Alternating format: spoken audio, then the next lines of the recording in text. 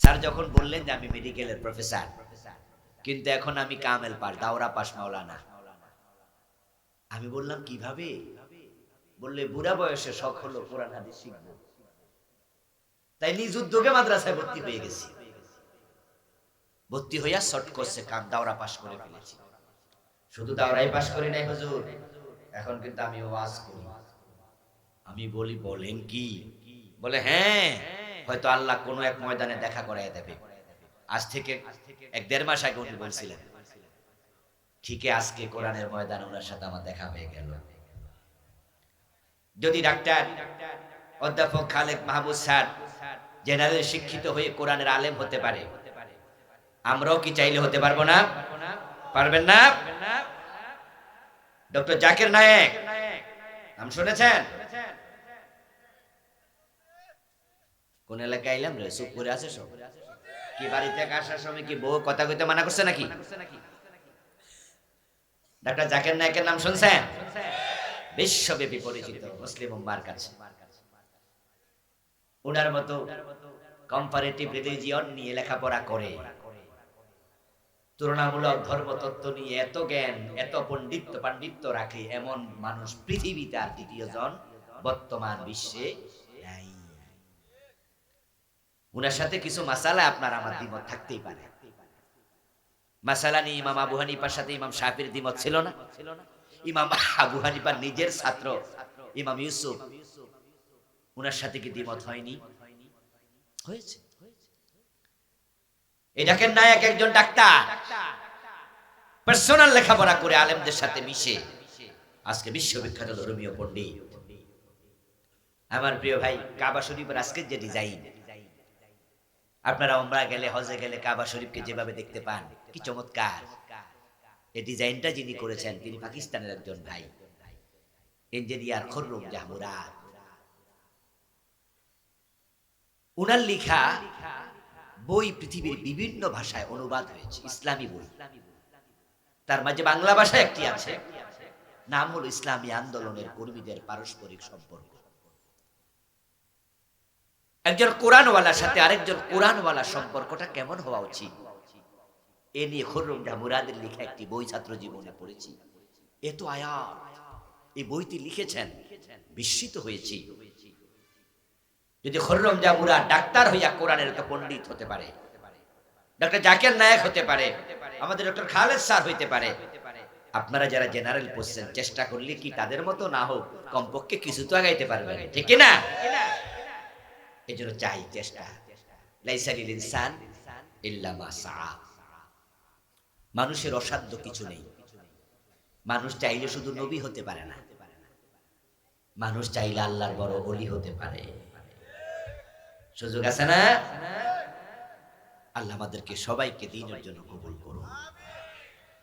আল্লাহ তাআলার পবিত্র দরবারে লাখো কোটি শুকরিয়া জ্ঞাপন করছি, যে মহান মুনিব অত্যন্ত মেহেরবানি করে কোরআনের ময়দানে, কোরআনের আহ্বানে আমাদের সকলকে হাজির হওয়ার তৌফিক দিলেন। যিনি মেহেরবানি করে আমাদেরকে সুস্থ রাখলেন, পবিত্র কোরআনের কথা বলার মতো, শোনার মতো কোরআন মুখী হৃদয় দিলেন, এই সব নেয়ামতের মালিক কে?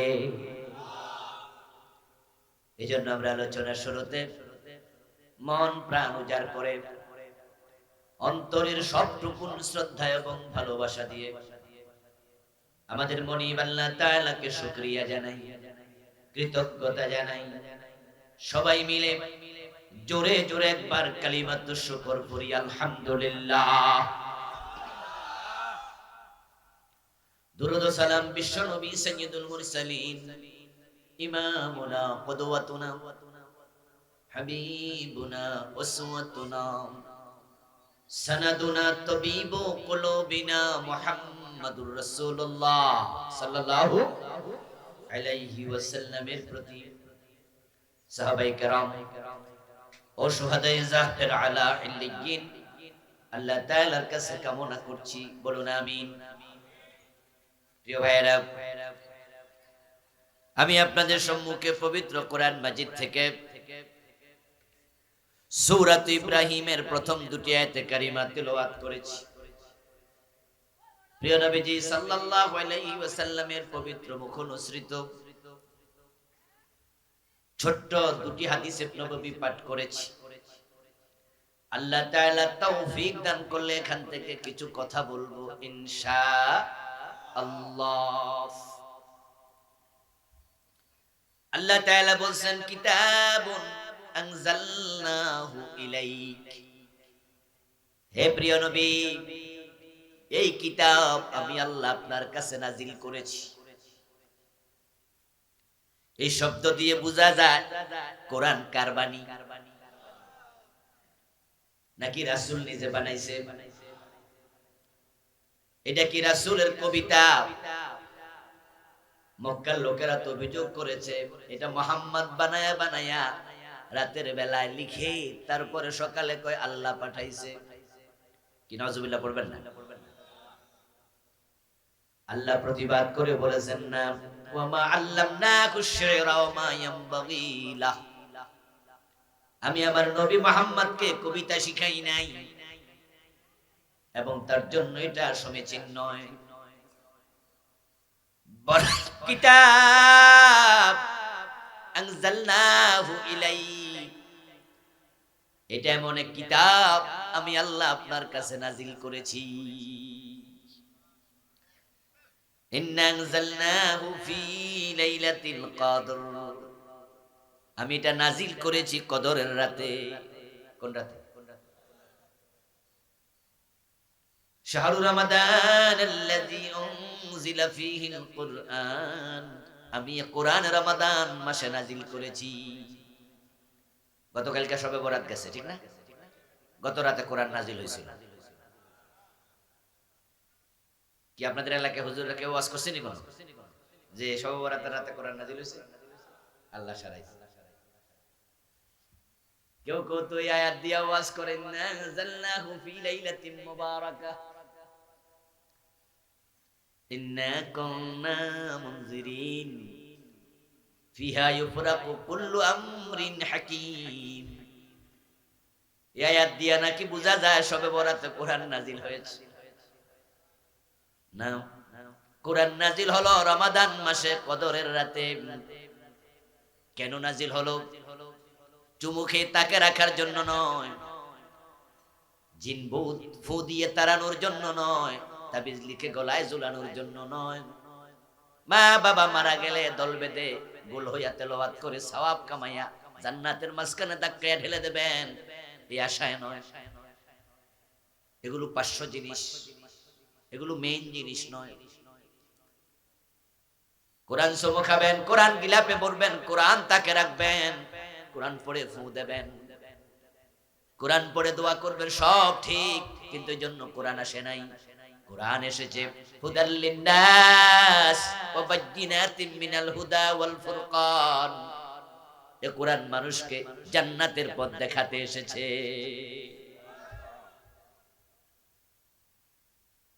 লিতুখরিজান নাসা মিনাদ যুলুমাতি ইলান নূর।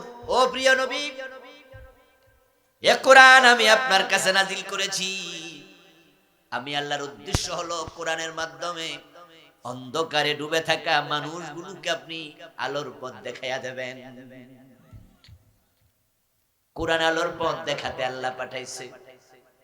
অন্ধকারে যারা আছে তাদেরকে বের করবে কোরআন, আলোর পথ দেখাইয়া নিয়ে যাবে সামনে।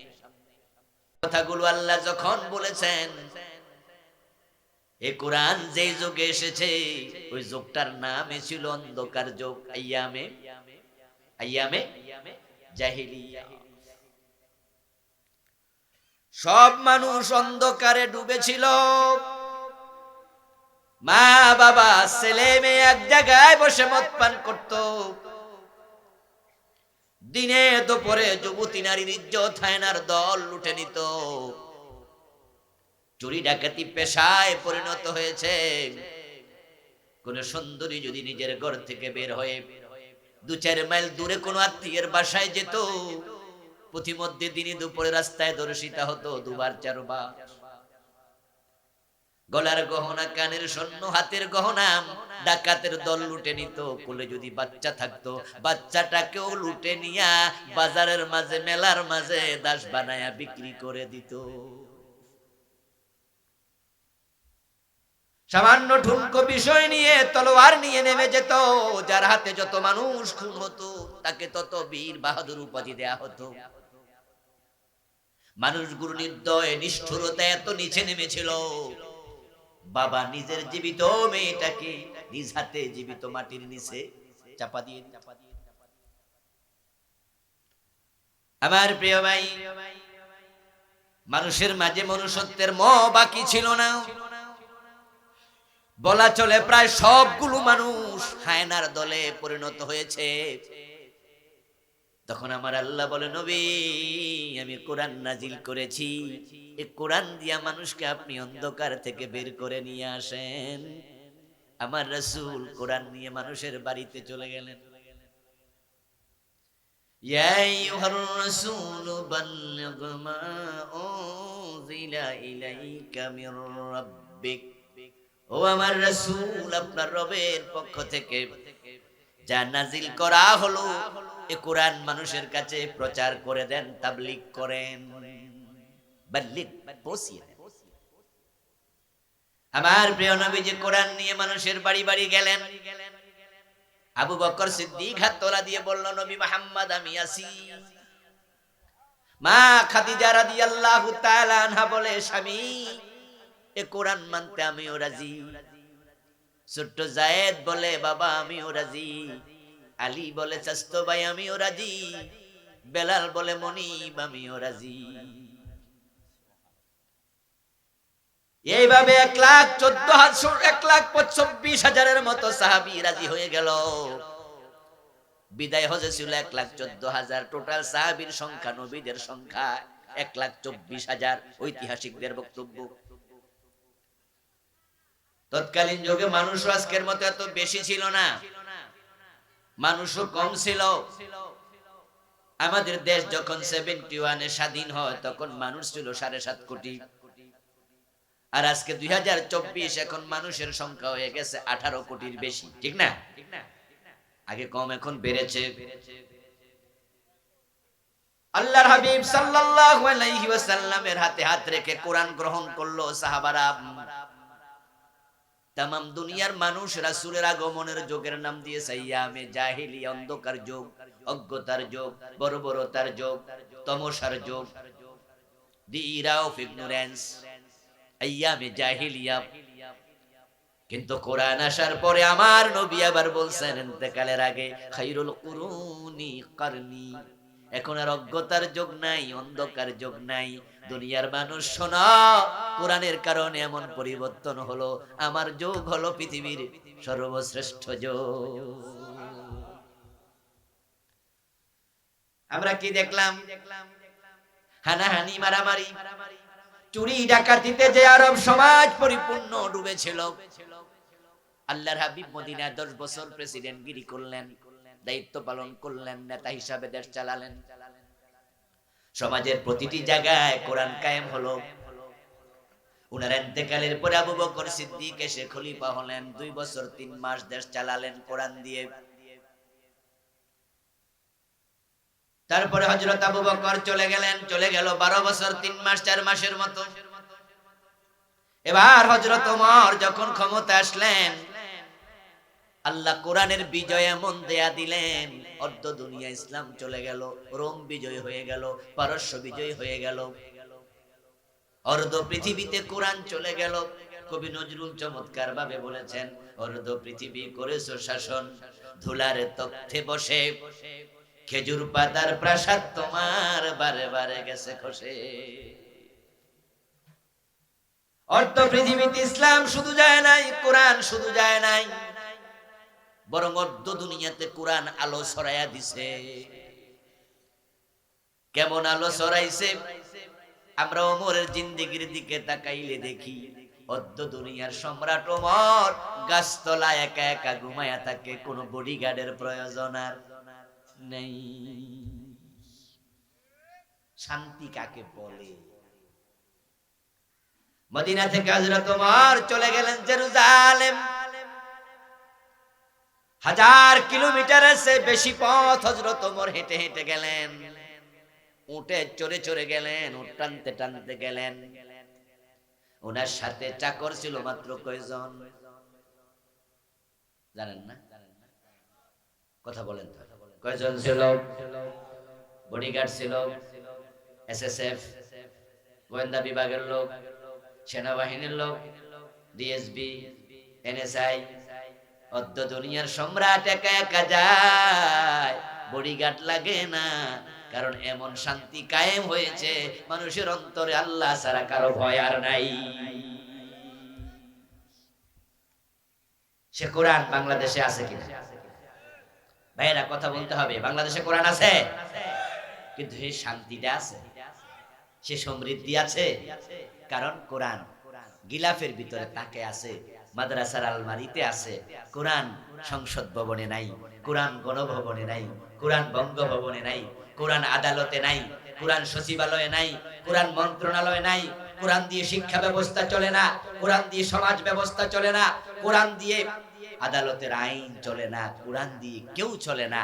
কোরআন শুধু তেলাওয়াত করে তাকে রাখে, তাই কোরআন আছে, সেই শান্তি আর। এখন আমরা হলাম প্রেসক্রিপশন তেলাওয়াত করা জাতি, ওষুধ খাওয়া জাতি। শরীরে জ্বর উঠছে 103 ডিগ্রি, 104 ডিগ্রি জ্বর, ডাক্তার সাহেব আপনাকে লিখে দিল নাফা 1 খাবেন, নাফা এক্সট্রা খাবেন, এস প্লাস খাবেন, প্যারাসিটামল খাবেন। সুন্দর করে লিখলো যে সকাল বিকাল দুপুর 3 বার খাবেন, 8 ঘন্টা পর পর খাবেন। আর আপনি ডাক্তারের প্রেসক্রিপশনটা হাতে করে লইয়া সকালেও তেলাওয়াত করেন, বিকালেও তেলাওয়াত করেন, রাতেও তেলাওয়াত করেন যে নাফা খাবেন 3 বেলা, 8 ঘন্টার পর পর খাবেন, এস প্লাস খাবেন, এরকম কইয়া কইয়া আপনি ওই প্রেসক্রিপশনটারে বালিশের তলায় রাখা দেন, কিন্তু ওষুধ কিনেন নাই, জ্বর যাবে।